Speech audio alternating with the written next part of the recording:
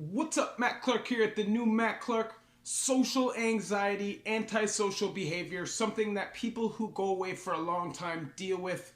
Doesn't matter who you are. Stay tuned for a great video. We'll get into this topic. The new Matt Clark.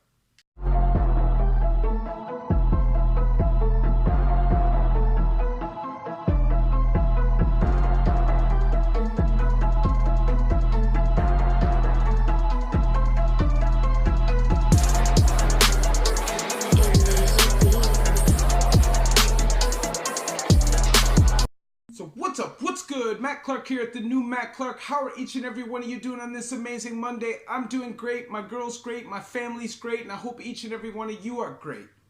I want to say thank you to each one of my 1,496 subscribers. You guys mean the world to me. The movement is growing. The movement is real. Thank you very much. I appreciate each and every one of you. If you would like to hit me up, you got questions, you have comments, you just want to talk, you can hit me up on Instagram, the new Matt Clark, all small letters, all one word. I will get back to you as soon as possible. That's what I do. And if you could hit that like button, please. And hit that subscribe and that bell notification button so you get these videos when they're new. If you could share with somebody on social media, help spread the message, help spread the movement. It would be greatly appreciated. And there's a PayPal option if you would like to donate, help, and support the channel. I want to say thank you to the people who have donated and supported already. You know who you are. You guys mean the world. I will give you a shout out one of these days coming up. Thank you very much. So, being locked away, okay? Federal time, 2 years plus. Something that comes along with that, doesn't matter who you are. Social anxiety or antisocial behavior upon release. Now, when you're locked away in a prison setting, you're locked away with some pretty violent men, con artist men, and a lot of good men too. But it creates a certain energy, right? Like the inner prison walls is not the same as society in terms of energy. You're always on edge. You got to have eyes in the back of your head. You always got to be cautious as to what you say to people and be aware as to what you say to people for the consequences that may come with it. You always, always, always have to be on point. You can't get caught slipping. You got to avoid politics. You got to just stay out of so much and at the same time watch so much just so you're safe, right? And then you come out in the street and everybody expects you to just adapt. Get comfortable.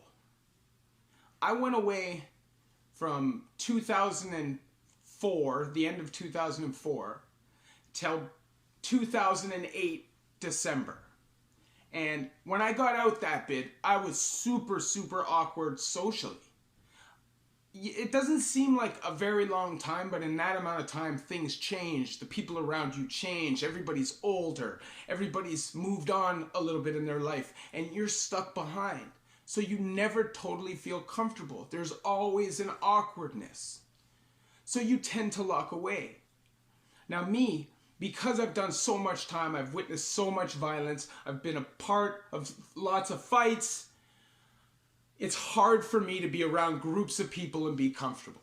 Whether I'm at, Nathan Phillips Square, whether I'm in a movie theater, whether I'm in a mall, as soon as there's people surrounding me, my comfort level goes down, my awareness goes up. And that's out of my control. That's programmed into my system from years of prison. And we're expected to just drop that. Now this will affect your life. This will affect employment. This will affect relationships. This will affect everything and every aspect of your life if you don't get it under control quickly. Now, do you necessarily have to feel comfortable being surrounded by strangers? No, you don't. But what you do have to do is accept the fact that this is life. Nobody's going to run around babying you for the rest of your life to make sure you're comfortable. That's not how the world works. So you have to adjust and make the adjustments necessary so you're comfortable as can be in the circumstances that you're dealt. Me personally, when I first got out of that bit, they stuck me in a homeless shelter. Maxwell Megan shelter because I had no address where somebody didn't have a criminal record where I could go stay, because at the time I was beefing with everybody in my family. So what they do, they stuck me in the Maxwell Megan shelter because I'm not a residency case. I have zero violence on my record. So they didn't want to stick me in a halfway house, so they put you in a halfway house-esque situation and put you in a homeless shelter. So they put me there, and all night I'm getting eaten alive by bed bugs. I'm getting asked for smokes, going in the bathroom. There's people smoking crack. There's people doing drugs, asking you for money. Girls asking you if you... The temptation is out of this world, right? You're surrounded by everything that you can't be surrounded by. How is it possible to survive in that situation? It's not, right? And I found myself, because I'm somebody who deals with this personally, social anxiety and antisocial behavior. I don't go out very often. I don't like being around people. That is me. And that is something that I've learned over my life to deal with. I'm okay with it. I'm okay with being a loner. I've got my woman, and she's amazing, and she is all I need right now. I have some friends, obviously, but I spend minimal time with them because I'm antisocial, because of what I've been dealt. But over the time, when you get out, and you constantly are getting out, right? And you never get the leeway to adjust.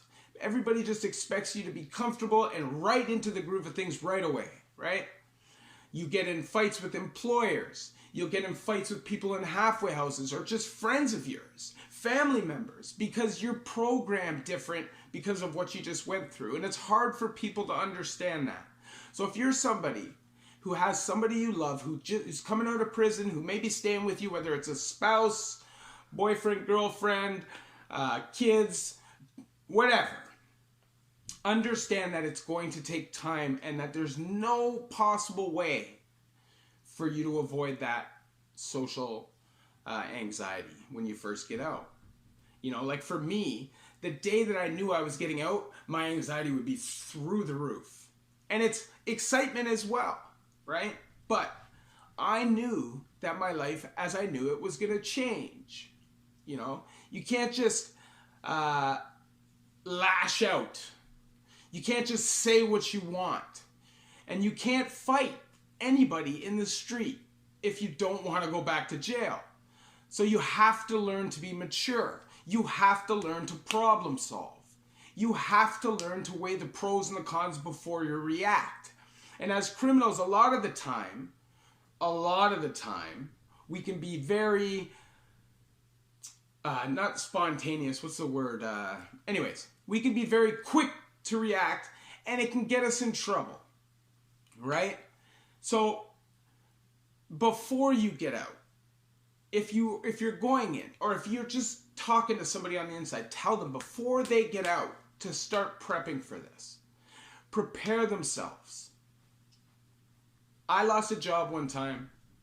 I was working for my dad, and I had just gotten out, and I was working in the kitchen of a golf course, and I almost fought a kitchen staff because he called me an idiot, right? And I ended up getting fired by my own dad. And at the time, obviously, I was upset, but now I realize that you can't behave like that. Now, I was working for another guy, and he had a crackhead dude that was driving his excavator. And at the time, I was hardcore in my convict days, and I wasn't respecting the dude at all, okay? The guy was a waste, all right? But whatever.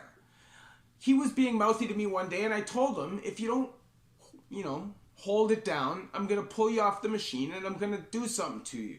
And there was a plumbing crew down in the hole because we were doing a water main repair.